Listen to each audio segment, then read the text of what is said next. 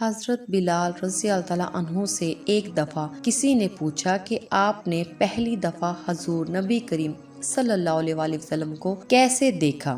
بلال رضی اللہ تعالیٰ عنہ فرماتے ہیں کہ میں مکے کے لوگوں کو بہت ہی کم جانتا تھا کیونکہ غلام تھا اور عرب میں غلاموں سے انسانیت سو سلوک عام تھا۔ ان کی استطاعت سے بڑھ کر ان سے کام لیا جاتا تھا، تو مجھے کبھی اتنا وقت ہی نہیں ملتا تھا کہ باہر نکل کے لوگوں سے ملوں، لہٰذا مجھے حضور پاک صلی اللہ علیہ وسلم یا اسلام یا اس طرح کی کسی چیز کا قطعی علم نہ تھا۔ ایک دفعہ کیا ہوا کہ مجھے سخت بخار نے آ لیا۔ سخت جاڑے کا موسم تھا اور انتہائی ٹھنڈ اور بخار نے مجھے کمزور کر کے رکھ دیا، لہٰذا میں نے لحاف اوڑھا اور لیٹ گیا۔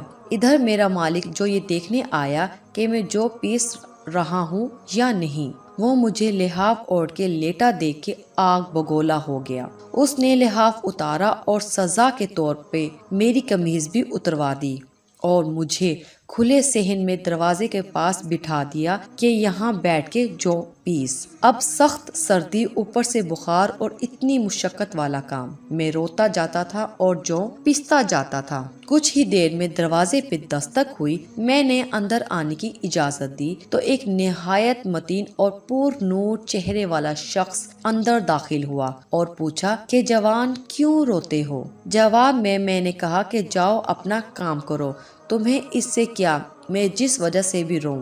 یہاں پوچھنے والے بہت ہیں لیکن مداوا کوئی نہیں کرتا۔ قصہ مختصر کہ بلال نے حضور کو کافی سخت جملے کہے۔ حضور پاک صلی اللہ علیہ وآلہ وسلم یہ جملے سن کے چل پڑے۔ جب چل پڑے تو بلال نے کہا کہ بس میں نہ کہتا تھا کہ پوچھتے سب ہیں مداوا کوئی نہیں کرتا۔ حضور پاک صلی اللہ علیہ وآلہ وسلم یہ سن کر بھی چلتے رہے۔ بلال کہتے ہیں کہ دل میں جو ہلکی سی امید جاگی تھی کہ یہ شخص کوئی مدد کرے گا وہ بھی گئی، لیکن بلال کو کیا معلوم کہ جس شخص سے اب اس کا واسطہ پڑا ہے وہ رحمت العالمین ہے۔ بلال کہتے ہیں کہ کچھ ہی دیر میں وہ شخص واپس آ گیا۔ اس کے ایک ہاتھ میں گرم دودھ کا پیالہ اور دوسرے میں کھجوریں تھی۔ اس نے وہ کھجوریں اور دودھ مجھے دیا اور کہا کھاؤ پیو اور جا کے سو جاؤ۔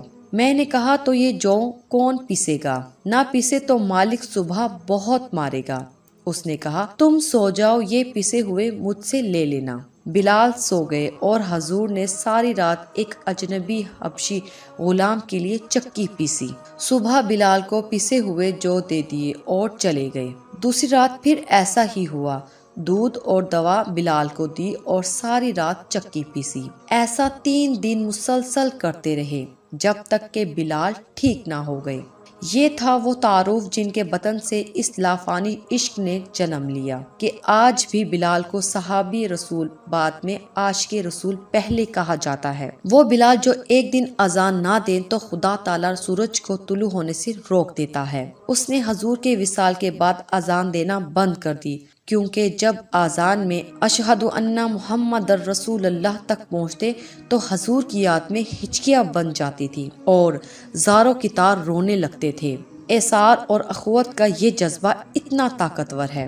اللہ ہم سب کو عمل کی توفیق عطا فرمائے، آمین۔ دوستو، چلتے چلتے ہمیشہ کی طرح وہی ایک آخری بات عرض کرتی چلوں کہ اگر کبھی کوئی ویڈیو، کال، واقعہ، کہانی یا تحریر وغیرہ اچھی لگا کرے تو مطالعہ کے بعد مزید تھوڑی سی زحمت فرما کر اپنے دوستوں سے بھی شیئر کر لیا کیجیے۔ یقین کیجیے کہ اس میں آپ کا بمشکل ایک لمحہ صرف ہوگا، لیکن ہو سکتا ہے اس ایک لمحہ کی اٹھائی ہوئی تکلیف سے آپ کی شیئر کردہ تحریر ہزاروں لوگوں کے لیے سبق آموز ثابت ہو۔ جزاک اللہ۔ ہمارے اس چینل کو پلیز ضرور سبسکرائب کیجیے۔ شکریہ۔